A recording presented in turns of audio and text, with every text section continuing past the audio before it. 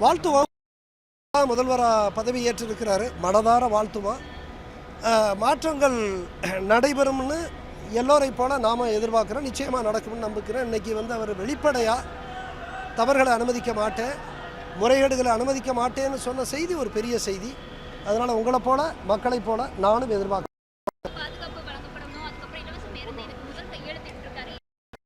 நிச்சயமாக பாதுகாப்பு என்பது மிக முக்கியமான, எனவே அதை பொறுப்பேற்ற உடனே முக்கியமான அம்சமாக முதல் 2 அம்சத்தில் ஒன்றாக அவர் அறிவித்திருப்பதை நாம் வரவேற்போம்.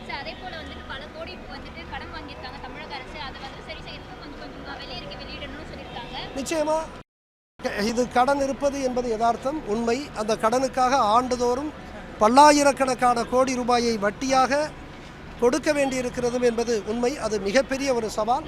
அது நிச்சயமாக ஒரு தெளிவான திட்டத்தோடு செலவினங்களை குறைத்து வருவாய்களை அதிகரித்து ஊழலை அகற்றினால் நிச்சயமாக அந்த கடனை நிவர்த்தி செய்ய முடியும் என்று நம்புகிறேன். வாழ்த்துவோம்.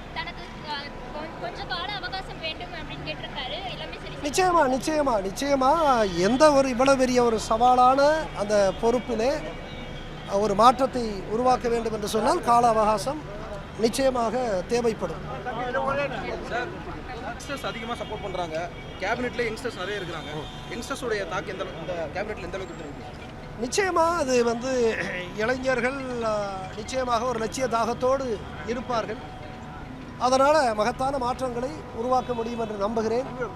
இன்றைக்கு முதல்வராக பொறுப்பேற்றிருக்கக்கூடிய மாண்புமிகு விஜய் அவர்கள் பகிரங்கமாக நான் தவறுகளை அனுமதிக்க மாட்டேன் என்று சொல்லியிருக்கிறார்.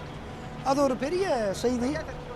எனவே இந்த இளைஞர்கள், அமைச்சரவையில் இருக்கக்கூடிய இந்த இளைஞர்கள் அவரை போலவே தவறுகளை அனுமதிக்காத ஒரு சூழலை உருவாக்குவார்கள் என்று நான் நம்புகிறேன். கடந்த காலங்களில் கடந்த அரசுகளை கடுமையாக விமர்சனம் பண்ணியிருந்தீங்க, குற்றச்சாட்டுகள் முன் வச்சிங்க.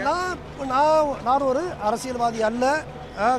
இந்த ஆட்சி அந்த ஆட்சி என்பதை குறை சொல்வதற்கு நான் அரசியல்வாதி அல்ல. என்னை பொறுத்த வரைக்கும் ஊழலற்ற நிர்வாகம் இந்த தமிழ்நாட்டினுடைய இயற்கை வளங்கள் சூறையாடப்படுவதை அனுமதிக்க முடியாது என்பதற்காக நான் தொடர்ந்து குரல் கொடுத்து வருகிறேன். இளைஞர்களுடைய எதிர்காலம் மிக முக்கியமானது. எனவே எதிர்காலத்திற்கு நாம் ஆக்கப்பூர்வமான செயல்களை மேற்கொள்ள வேண்டும் என்று தான் நான் பேசி வருகிறேன்.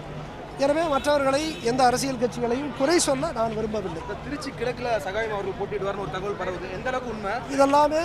இதெல்லாமே நீங்கள் உங்களை போன்ற ஊடகத்தில் பரப்பிவிடக்கூடிய செய்தியாகவும் ஆசைப்படக்கூடிய செய்தியாகவும் இருக்கிறது.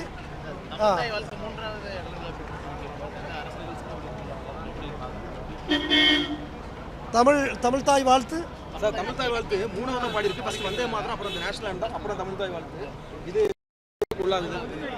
இப்போத்தான் அதை கேட்கிறேன். நிச்சயமாக அதை நான் இப்போத்தான் இந்த தகவலை நான் ஆய்வுக்கு உட்படுத்திட்டு நான் கருத்து சொல்லுவேன். சட்டமன்ற உறுப்பினர் எதிர்பார்க்கலாமா சார் சகாயம் அவர்கள்?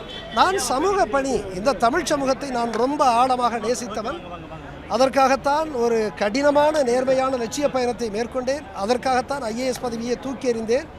எனவே என்னுடைய சமூக பணி, என் சமூகத்திற்காக, என்னை உருவாக்கி இருக்கின்ற இந்த தமிழ் சமூகத்திற்காக என்னுடைய பணி பங்களிப்பு தொடரும். அப்படி ஆசைப்படுறீங்க நீங்க? குடும்பத்தார் சமூகம் அதிகமாக ஆசைப்படுது. சமூக பணி நிச்சயமாக சமூக பணி தொடரும்.